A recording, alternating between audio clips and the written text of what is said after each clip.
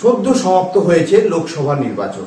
আর এই লোকসভা নির্বাচনে বিপুল জয় পেয়েছে রায়গঞ্জ লোকসভায় বিজেপি। আর তারপরেই রায়গঞ্জ বিধানসভার কিন্তু উপনির্বাচনের দামামা শুরু হয়ে গিয়েছে। তৃণমূল কংগ্রেস কয়েকদিন আগেই তাদের প্রার্থীপদ ঘোষণা করেছে, কিন্তু তারপরে বিজেপি প্রার্থীপদ ঘোষণা করেছে গতকাল। আর সেই বিজেপি প্রার্থীপদ যখন ঘোষণা হয় তার কিছুক্ষণের মধ্যেই সোশ্যাল মিডিয়ায় কিন্তু বিজেপির ছন্দপতন ঘটে গেল। কি সেই ছন্দপতন? ছন্দপতন হলো এটাই যে বিজেপির জেলা সভাপতি বাসুদেব সরকার তিনি পদত্যাগ করেছেন, অর্থাৎ তিনি অব্যাহতি চেয়েছেন।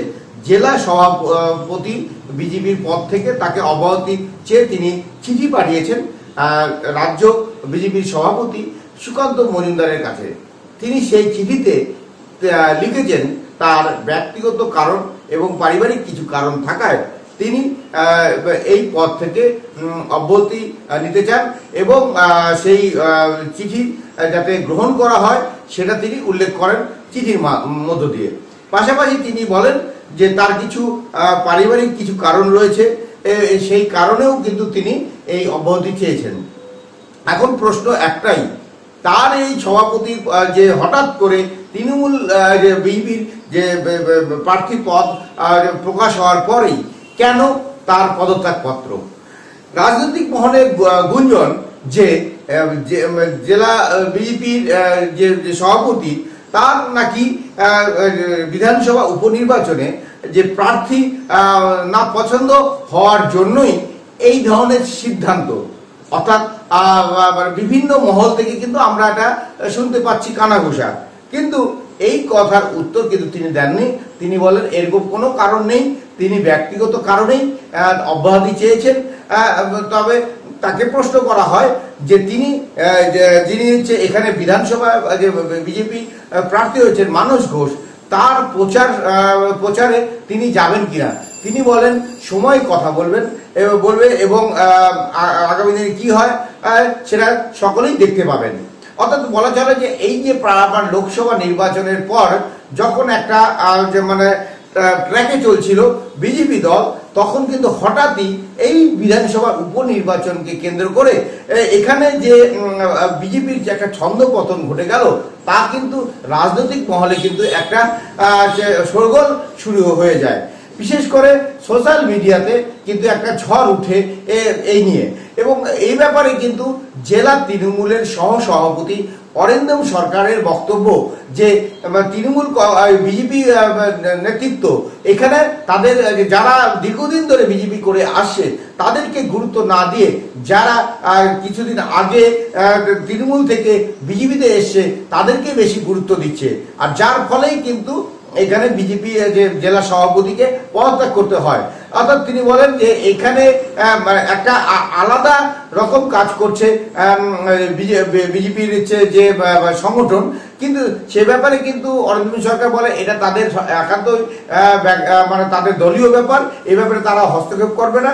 কিন্তু একটাই প্রশ্ন যে বিধানসভা উপনির্বাচনের আগে এই যে পদত্যাগ যেটা করেছে জেলা বিজেপি সভাপতি বাসুদেব সরকার, তা কিন্তু সত্যি একটা তাৎপর্যপূর্ণ এবং আগামী দিনে যে রায়গঞ্জে তৃণমূল কংগ্রেসের প্রার্থী কৃষ্ণ কল্যাণী যে জয় নিশ্চিত, তা কিন্তু আবারও কিন্তু মানে সেই বিজেপির গোষ্ঠীকন্দল দেখেই কিন্তু পরিষ্কার বোঝা যাচ্ছে।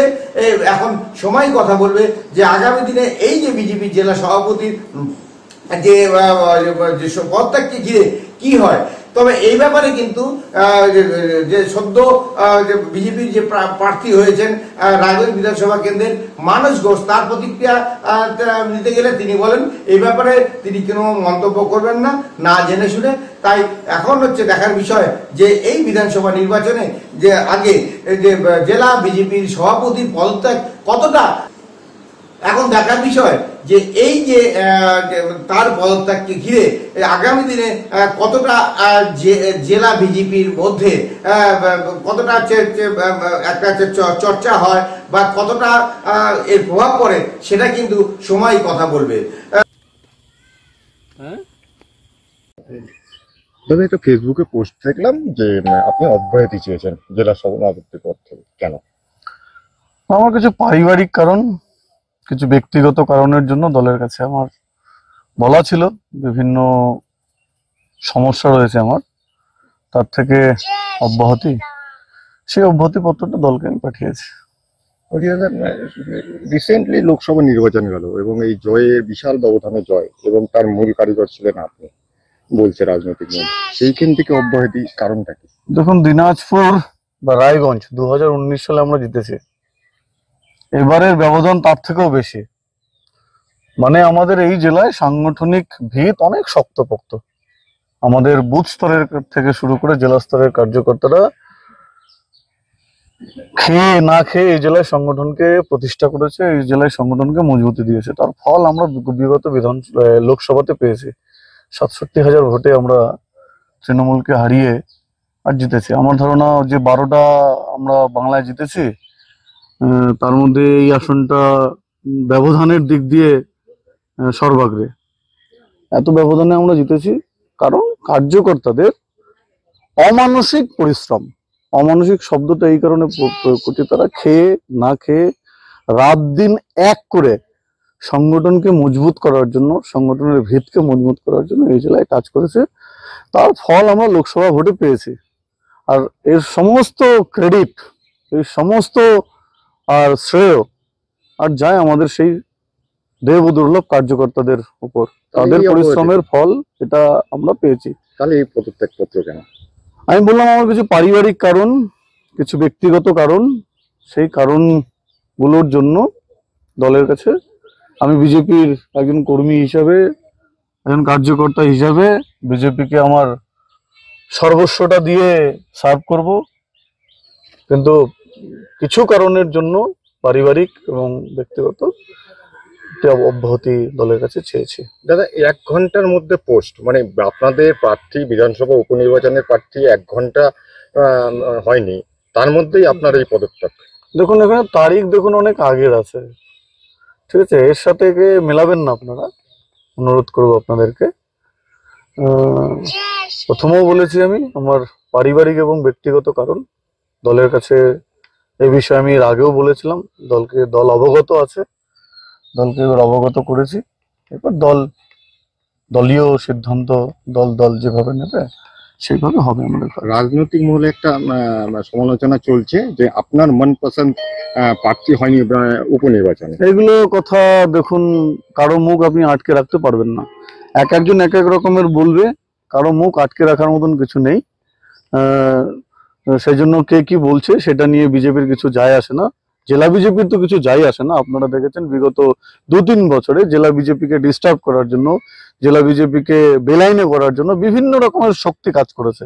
কোনো শক্তি আর এখানে কিছু করতে পারেনি। কোনো শক্তি, অনেক শক্তি আপনারা খবরের মাধ্যমে আপনারা দেখিয়েছেন, কত রকমের শক্তি জেলা বিজেপিকে দুর্বল করার জন্য, জেলা বিজেপির মধ্যে বিভাজন তৈরি করার জন্য, অবিশ্বাসের বাতাবরণ তৈরি করার জন্য কত রকমের প্রচেষ্টা করেছে।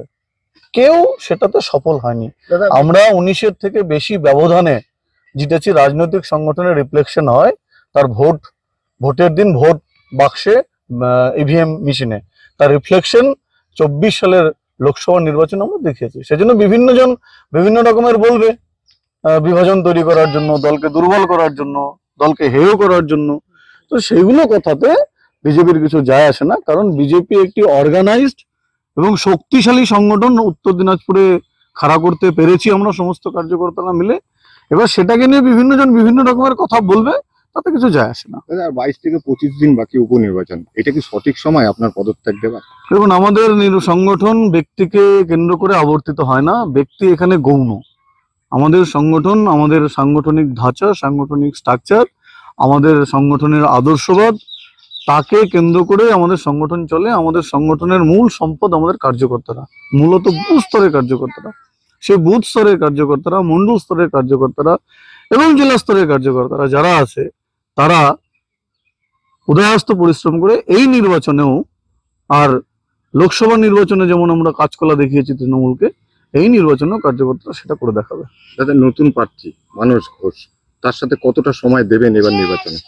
দেখি সেটা ঠিক করব, বললাম তো আমার কিছু পারিবারিক এবং ব্যক্তিগত সমস্যা রয়েছে, তারপরেও দলের জন্য আমি আমার সর্বস্বটা বেস্ট পারফর্ম আমি করব আনকন্ডিশনালি। রাজনৈতিক মহল বলছে যে আপনাদের গোষ্ঠী কোন্দলের দেখুন, রাজনৈতিক মহল এগুলো আমি আপনাকে বললাম, বিভিন্ন সময় বিভিন্ন শক্তি কখনো গোষ্ঠী কন্দল বলেছে, কখনো অবিশ্বাস বলেছে, কখনো সংগঠন নেই বলেছে, কখনো এটা নেই বলেছে, কখনো ওটা নেই বলেছে। সবটা বলেছে, বলার জন্য বলেছে, কিন্তু তার ফল আপনার রেজাল্টে রিফ্লেক্ট হয়েছে। সেই জন্য কে কি বললো তাতে বিজেপির কিছু যায় আসে না, বিজেপির ফল আপনারা দেখতে পাবেন সময় মতন। এই নির্বাচনে এই প্রভাব পড়বে না? উপনির্বাচনে আপনি নেই। আমি আপনাকে বললাম, ব্যক্তিকে কেন্দ্র করে আমাদের সংগঠন আবর্তিত হয় না। আমাদের সংগঠনের মূল শক্তি আমাদের সংগঠনের বুথ স্তর থেকে শুরু করে জেলা স্তরের এক একজন কার্যকর্তা। নতুন প্রার্থীকে কি বলবেন? সেই সমস্ত কার্যকর্তারা তারা এবারের নির্বাচনে তাদের বেস্ট পারফর্ম করবে। নতুন প্রার্থীকে আমার অগ্রিম শুভেচ্ছা রইল।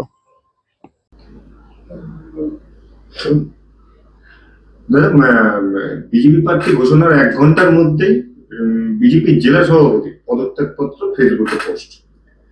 দেখুন, এটা তো স্বাভাবিক। তার কারণ হচ্ছে যারা দীর্ঘদিন ধরে দলটার জন্য খেটেছে তাদেরও ইচ্ছা থাকে, যারা প্রাণপ্রাণ লড়াই করে তাদেরও ইচ্ছা থাকে কোনো এক সময় দলের হয়ে লড়ার। সেই জায়গায় অন্য দল থেকে আসা, হঠাৎ করে উড়ে এসে জুড়ে বসা প্রার্থী যদি হয় সেক্ষেত্রে তো কর্মীদের অসুবিধা হওয়ারই কথা, এবং সাধারণ মানুষও এটাকে মেনে নেবে না। এইভাবে দল বদলে তিনি এসেছেন, নিশ্চিতভাবে এর জবাব রায়গঞ্জের মানুষ দিবে। এই নিয়ে আমরা কোনো চিন্তা করছি না। উনি ক্যান্ডিডেট হওয়াতে, ওদের দল কাকে ক্যান্ডিডেট করবে না করবে ওদের ব্যাপার, কিন্তু উনি ক্যান্ডিডেট হওয়াতে আমাদের জিতার রাস্তা অনেক সুগম হলো বলে আমি মনে করছি। বিজেপির মনপসন্দ প্রার্থী হয় নাই বলে কি জেলা সভাপতির পদত্যাগ? জেলা সভাপতি না, খালি সমস্ত কর্মীরাই আজকে দলের উপর বীতশ্রদ্ধ, যে যারা শুরু থেকে দলের জন্য লড়াইটা দিচ্ছে তাদের সবাইকে বঞ্চিত করে একজন যিনি গান্ধীবাদী মানুষ তাকে গডসেপন্থীরা আজকে টিকিট দিচ্ছে। আপনারা বলতেই পারেন যে আপনাদের প্রার্থীও অন্য দল থেকে এসেছে, কিন্তু আমাদের প্রার্থী বরাবর গান্ধীবাদী একজন লোক। তিনি একবার ভুল করে গডসেবাদীদের দিকে চলে গিয়েছিলেন, কিন্তু সেই ভুলকে রেকটিফিকেশন করে তিনি ফিরে এসেছেন, এবং ফিরে আসার পরে দীর্ঘদিন ধরে লড়াই করেছেন, একটা লোকসভা লড়াই করেছেন, এবং সেই লোকসভায় তিনি হারার পরেও আজকে আবার দলের হয়ে তিনি লড়াই করছেন। দুজনের মধ্যে বিস্তর ফারাক। যিনি গান্ধীবাদী ছিলেন তিনি তার গান্ধীবাদী জায়গায় ফিরে এসেছেন, আর যিনি একজন গান্ধীবাদী বলে নিজেকে বলতেন তিনি সরাসরি গডসেপন্থীদের দিকে যেয়ে বসে আছেন, এবং সেখানকার যারা আপনজন তাদেরকেও হটিয়ে দিয়ে তিনি সেখানে টিকিটটা আদায় করেছেন। এর জন্য যেরকম তাদের কর্মীরা, তাদের নেতৃত্বরা তাকে গ্রহণ করছে না, একইভাবে আমাদের যারা রায়গঞ্জ বিধানসভার মানুষরা আছে তারাও তাকে গ্রহণ করবেন না, এবং আমরা এই নির্বাচন ব্যাপক মার্জিনে জয়লাভ করতে চলেছি। 46,000 ভোটে লোকসভার নিরিখে আপনারা পিছিয়ে আছেন, সেখানে এরকম একটা বিজেপির জেলা সভাপতি হঠাৎ করে পদত্যাগ পত্র, এটা ভোটের প্রভাব কতটা পড়ে?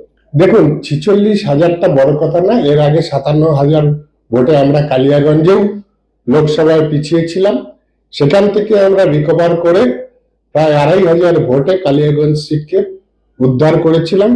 এই একই রকম ভাবে বাই ইলেকশনে এই একই ঘটনা রায়গঞ্জের ক্ষেত্রেও হতে যাচ্ছে, এই জন্যে যে কৃষ্ণ কল্যাণী একজন শিল্পপতি এবং তিনি মানুষের জন্য কাজ করে যাচ্ছেন। দীর্ঘদিনের একটা পরিষেবা রায়গঞ্জ মানুষের জন্য তার আছে। তিনি একজন সোশ্যাল অ্যাক্টিভিটিসও বটে। সেই দিক থেকে আমার মনে হয় আমাদের প্রার্থী ধারে ভারে সব দিক দিয়ে বিজেপির প্রার্থী থেকে অনেক বেশি এগিয়ে।